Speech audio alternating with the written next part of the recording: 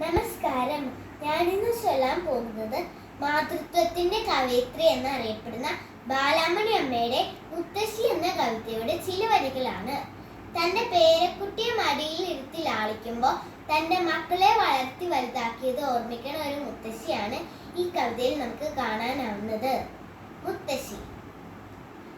ഇൻമടി തട്ടിലിരുന്നു നീ ഓമനേ, തന്മുഖമീ നെഞ്ചിൽ ചേർത്തു വെക്കേ, വിദ്യുൽ പ്രകാശം പൊളിഞ്ഞൽ പരക്കുന്നു, വിസ്മൃത പ്രായമൊരത്യാനന്ദം, മങ്ങുമീ കണ്ണു നീ പൊന്നൊളി നീനി തങ്ങി നിൽക്കുന്നു നിർനിമേഷം, ഏരത്തളിയുമിന്നൽ കണ്ണിൽ മുന്നിലോ വേറെ തളിർമേകൾ സഞ്ചരിപ്പോ, നീ വരും മുൻപതിനെത്രയോ മുൻപെന്റെ ജീവിതം പൂത്തു തളിർത്ത നാളിൽ, ആ വസന്തത്തിന്റെ ആത്മാവെ തങ്ങളിൽ ആവിഷ്കരിച്ചവർ എന്റെ മക്കൾ, നിൻ പിഞ്ചു കൈയൊരു